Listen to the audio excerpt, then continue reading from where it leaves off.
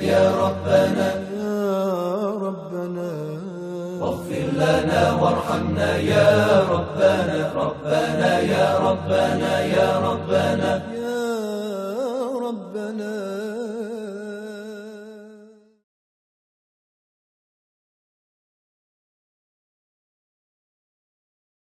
أعوذ بالله من الشيطان الرجيم. بسم الله الرحمن الرحيم. الحمد لله رب العالمين، والصلاة والسلام على رسول الأعظم محمد صلى الله عليه وآله وسلم وعلى أهل بيته الطيبين الطاهرين وأصحابه المنتجبين. أقول لكم السلام عليكم ورحمة الله wabarakatuh. Para pemirsa dan pendengar yang budiman, sebagaimana pembahasan yang lalu bahwa pernikahan merupakan bangunan yang suci, yang dengan bangunan tersebut kita bisa menggapai kesempurnaan insani.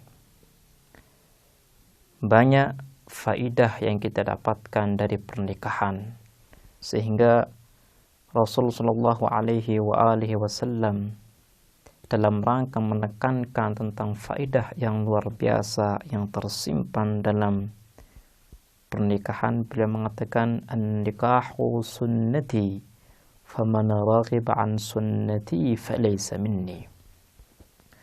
Pernikahan merupakan sunnahku, pola hidupku.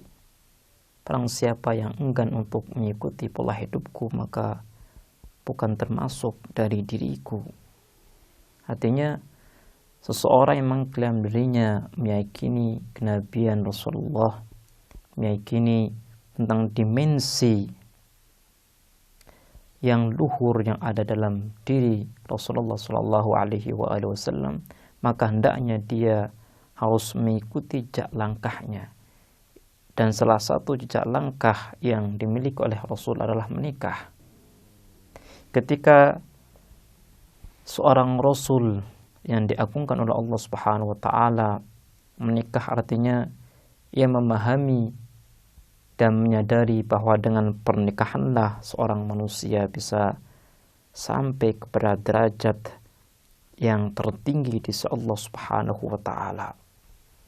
Makanya sebagaimana yang telah kita singgung di kesempatan yang lalu, bahwa barang siapa yang menikah maka pada dasarnya ia telah melakukan sebagian agamanya, dan hendaknya ia bertakwa kepada Allah, meminta perlindungan kepada Allah di sebagian yang lain.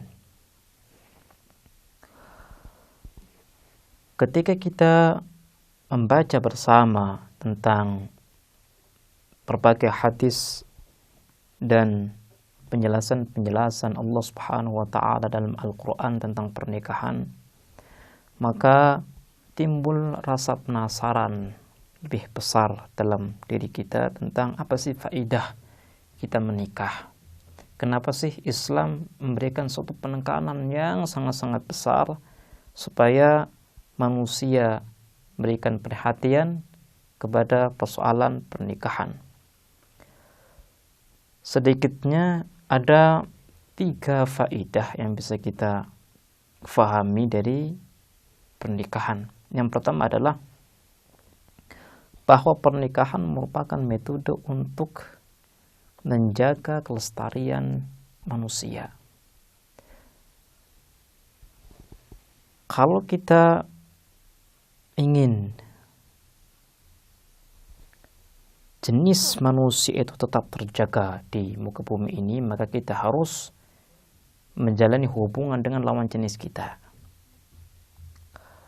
Ketika Islam datang dan mewajibkan kita untuk menjalin hubungan dengan lawan jenis kita dengan cara yang baik, Islam ingin memberikan satu peringatan kepada kita bahwa generasi yang kita akan lahirkan akan menjadi generasi yang baik, generasi yang saleh tatkala hubungan kita dengan lawan jenis kita diwujudkan dengan cara-cara yang baik, bukan perzinaan. Karena hubungan yang kita bangun dengan aturan-aturan Allah akan melazimkan tanggung jawab yang besar. Dengan tanggung jawab inilah kita akan melahirkan generasi-generasi yang baik, generasi-generasi yang berkualitas. Nanti kita akan membahas bagaimana tanggung jawab seorang suami terhadap istri dan bagaimana tanggung jawab seorang istri kepada suami. Kedua-duanya memiliki tanggung jawab. Dengan tanggung jawab inilah akan terlahir generasi-generasi yang handal, generasi-generasi yang baik. Makanya faidah yang pertama yang bisa kita fahami daripada pernikahan adalah supaya jenis manusia tetap ada di atas muka bumi ini. Kemudian faidah selanjutnya adalah pernikahan menjadi benteng supaya seseorang tidak melakukan perbuatan yang haram. Salah satu metode syaitan atau iblis dalam menyeret manusia ke dalam perbuatan yang munkar adalah dengan cara menggerakkan kecenderungan syahwat yang ada dalam diri kita. Ketika syahwat ini terdorong, tergerak, maka kita akan dipaksa untuk melakukan sesuatu yang tidak diinginkan oleh Allah Subhanahu wa taala. Karena inilah Allah Subhanahu wa taala ingin memberikan benteng supaya manusia itu tidak terjerumus ke dalam perbuatan yang munkar, yaitu perzinaan. Allah Subhanahu wa taala menghalalkan kita untuk melampiaskan syahwat kita dengan cara-cara yang baik. Ketika kita lebih utama daripada hewan, artinya dalam hubungan kita dengan lawan jenis kita memiliki adab dan aturan-aturan yang suci, bukan seperti hewan. Ketika ingin berhubungan dengan lawan jenisnya, tidak memiliki aturan sama sekali.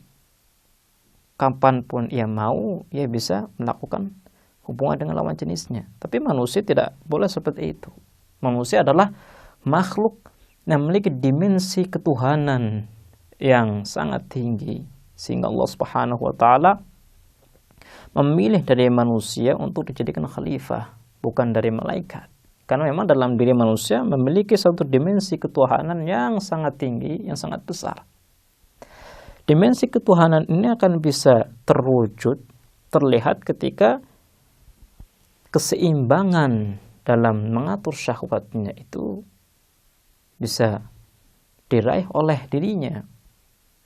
Syahwat yang ada dalam diri manusia tidak boleh dilampiaskan tanpa aturan-aturan Allah Subhanahu wa taala. Makanya Rasul sallallahu alaihi wasallam mengatakan, "Man tazawwaja ahraza nisfa dini falyattaqillaha fi nisfil akhar." Barang siapa yang ia melakukan pernikahan, maka ia telah melakukan sebagian agamanya. Kenapa? Karena memang seorang yang menikah maka ia bisa mewujudkan satu keseimbangan dalam mengatur syahwatnya. Kemudian yang ketiga adalah dengan pernikahan maka kita akan bisa memiliki anak-anak yang saleh.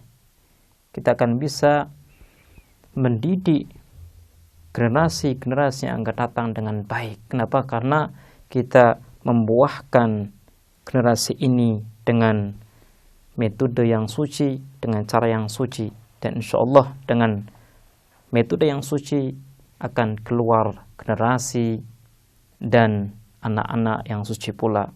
Insya Allah kita akan melanjutkan bahasan kita tentang pernikahan di kesempatan yang lain. Kita akhiri. Wassalamualaikum warahmatullahi wabarakatuh.